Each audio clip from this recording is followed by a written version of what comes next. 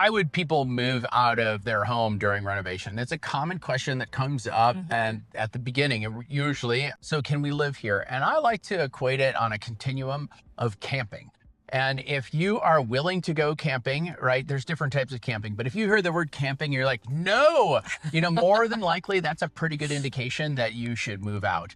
And it could also be some people are I'm fine with backwoods camping. All I need is a sleeping bag and stove and I'm, fine. And we've seen homeowners with a family of 4 live through an entire main floor remodel where they just had a toilet that literally got moved like 3 and 4 times because of the different, we're doing multiple bathrooms. So we wanted to give them a place to use the restroom and a camp shower in the basement.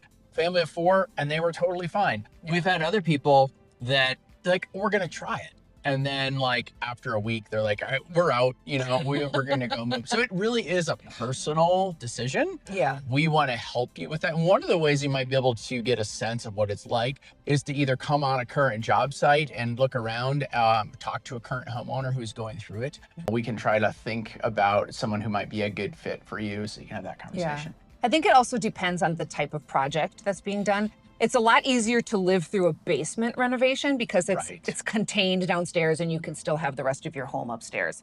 It's harder to live through if it's a kitchen and the only bathroom. You know what I'm saying? Those are 2 huge areas and that's just harder to live through. Yep. Or if we are reconfiguring 70% of the house. Right. That's harder to live through. So it really just does kind of depend on the And where project. do people go? Do they just stay in Airbnbs for a while? Or? Oftentimes, more often than not, they get a B&B. Somewhere usually pretty local or, if it's somewhere still where they can get the kids to school close, and it's not a huge inconvenience. Some people go to cabins. Some people go to in-laws. Some people use it as an excuse where we have people who are snowbirds and they want the remodel done over the winter.